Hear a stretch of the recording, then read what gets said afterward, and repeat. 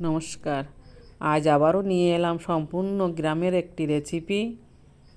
পিপুলির ডাঁটা, কাঁচকলা, আলু ও বিল মাছ দিয়ে হালকা পাতলা মশলা ছাড়া ঝোল। এটা হলো পিপুলির ডাঁটা। এটা খাওয়া শরীরের জন্য খুব উপকার। আমি পিপুলির ডাঁটাগুলো এভাবে কেটে ধুয়ে নিয়েছি, কিছু কচি কচি পাতাও রেখে দিয়েছি। আমি আবারও বলছি, পিপুলির ডাঁটা খাওয়া শরীরের জন্য খুব ভালো। তাই আমি এখানে নিয়েছি পিপুলির ডাঁটা, আলু আর কেটে রাখা দুটি পেঁয়াজ। কড়াইয়ের তেল গরম হয়ে গেছে, এবার আমি আলুগুলো ভেজে নেব।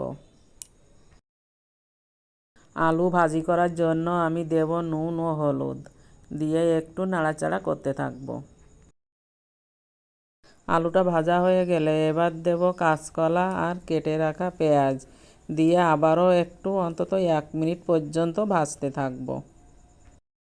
এইবার দেব কেটে রাখা পিপুলির ডাঁটা। সত্যি বলতে পিপুলির ডাঁটা তরকারিতে দিলে একটা আলাদা গন্ধ বেরোয়।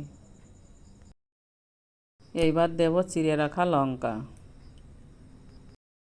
এই সবজিগুলো অন্তত 2 মিনিট পর্যন্ত ভাজতে থাকব। 2 মিনিট পরে গিয়ে দেব উষ্ণ গরম জল। তারপরে দেব স্বাদ মতো নুন ও হলুদ।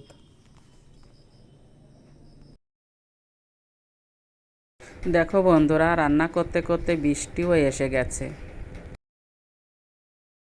এইবার দেব ভেজে রাখা মাছ। এখানে মাছ আছে পুঁটি মাছ, জিওল মাছ, খলসে মাছ, বাইন মাছ, অনেক রকমের মাছ আছে এখানে। এইবার তরকারিটা অন্য একটা পাত্রে ঢেলে নেব। কালারটা কিন্তু দারুণ এসেছে। কড়াইতে তেল দিয়ে দেব 2টো শুকনো লঙ্কা আর গোটা জিরে। আমি আবার বলছি, এটা সম্পূর্ণ মশলা ছাড়া রান্না। তারপর ঢেলে দেব তুলে রাখা তরকারি, ঢেলে দিয়েও আবার 1 মিনিট পর্যন্ত জ্বালাতে থাকব। এইবার দেব কাঁচা জিরে বাটা। এই সবজিতে মশলা দেওয়ার কোনো প্রয়োজন আসে না, পিপুলির ডাঁটাই হলো এর মেন মশলা। হয়ে গেল আমার মাছ ও কাঁচকলা দিয়ে পিপুলির ডাঁটার ঝোল। এবার অন্য একটা পাত্রে পরিবেশন করার পালা। যদি আমার রেসিপিটা ভালো লেগে থাকে তাহলে লাইক, কমেন্ট, শেয়ার ও সাবস্ক্রাইব করে পাশে থেকো। নমস্কার।